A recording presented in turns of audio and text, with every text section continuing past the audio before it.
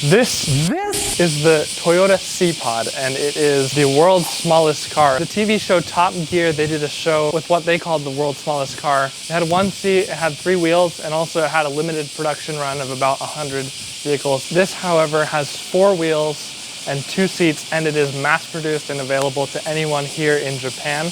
Last time we just rented it for about 45 minutes. This time, however, we're gonna be driving it about an hour out and an hour back to the most American place in Japan. Okay.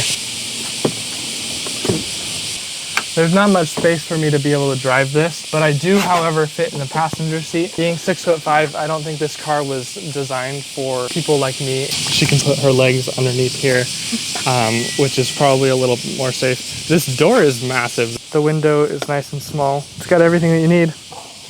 It's all just one huge piece of plastic. No, that is definitely plastic. This little bracket right here, and these bolts are the only metal that you get in the door. The rest is just completely plastic. Car was not plugged in when we got it, so we are hoping that it has enough range. Moment of truth as we check the range. Oh, despite it not being plugged in, it says that we have a full battery. 134 kilometers left on the range. We will let you know how much we actually use. It is super hot right now here in Japan, so we're gonna be using the air conditioning on full blast. Hopefully that does not reduce our range to a dangerous level. It did by half. Okay, what? It says using air conditioning makes it to 70 kilometers. Before it said 132 kilometers of range. That just went completely in half when we turned on the air conditioning. That shows how much power this motor actually uses and how big this battery is. Yeah, it goes from 130 miles of range to 70 miles of range if you use that air conditioning. And we've already used a kilometer sitting here. We're gonna get rolling before the battery runs out. You're excited? I'm very excited. Hopefully we don't run out of power.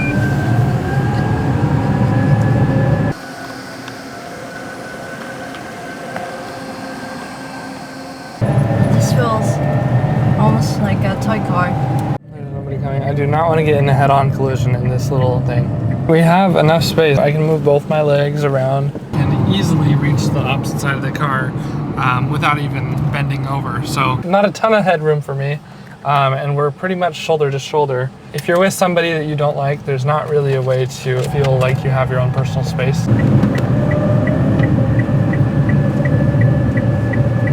We've already gone down 2 kilometers and we've probably traveled about 3 minutes. It says Costco is about 25 kilometers away. We need to get there and back. So we have an extra 15 kilometers. Knowing electric cars, the range will depend on how much weight you have and how much power you're using. So when they did the range tests and calibrations, I'm not sure that they were driving under the same circumstances. I do not fit the normal adult weight standard in this country. Cross your fingers that we can make it there and back. Just went down another kilometer, even though we've traveled about 30 feet since the last one. I've only run out of gas once, and that is a okay situation because you can always just walk and get gas, but you can't exactly just run and get a new battery. Am I turning? Yes. Making a wrong turn in this car when we're making this long of a trip is going to be a life or death situation. So I'm gonna stop talking and help navigate. Not this one, but the next one. So we're right here. This is a narrow little lane. Oh, I've just said this is the most uncomfortable trip to Costco on her day off. We are conserving energy by using less air conditioning, so that is why we're looking a little bit more shiny. Please smash the like button because I don't know how much we can do this in the future.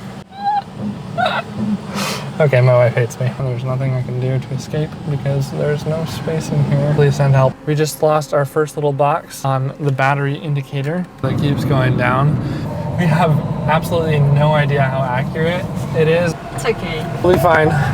We're gonna comfort each other, turn off the camera. We're not stressed at all. We're fine. Yeah, we're definitely fine. We're good. Oh, I went down another kilometer and we've traveled like 10 feet. If anything happens to us, it is completely my fault. She does not want to do this. We are in this car's designed natural habitat, which is just cities. There's like this Corolla here. You can see that there's very little space. He's crossing over the line a little bit. because there's very little space.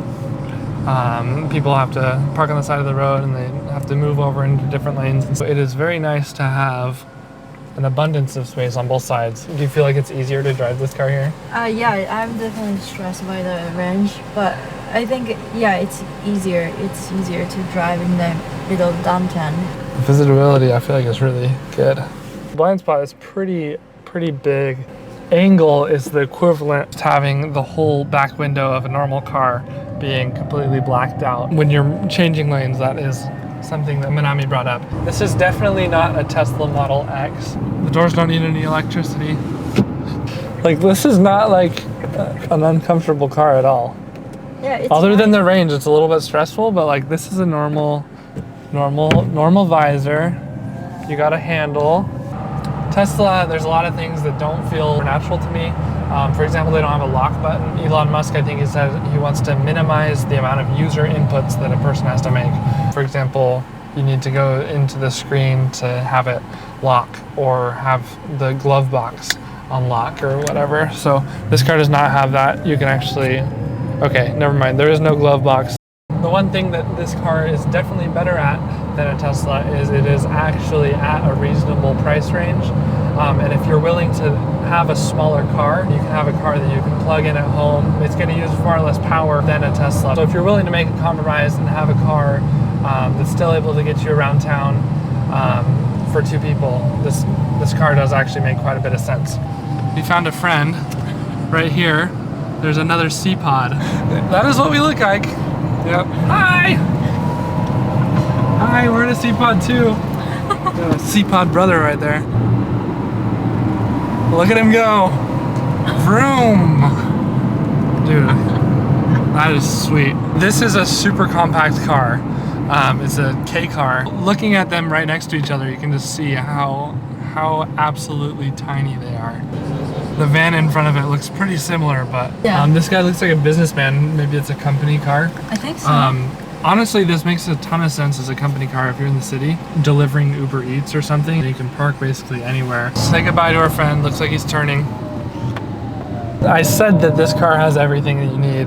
However, we realized there is absolutely no music. There's no speakers. They might have that in the premium model, but they do not have it in this rental model that we ended up with. So that is one downside of this car versus the Tesla. Just squeezing right between the buses and the trucks. It's a little bit sketchy in a bigger car. Look at this. Nothing, like no problem. It's normally a little bit sketchy to pass cars on the narrow streets. I feel like the visibility, the forward visibility is absolutely amazing.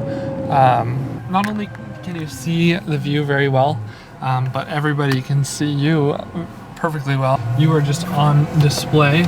Everyone's looking at just the weird guy with the camera. I see it. You see that way up there?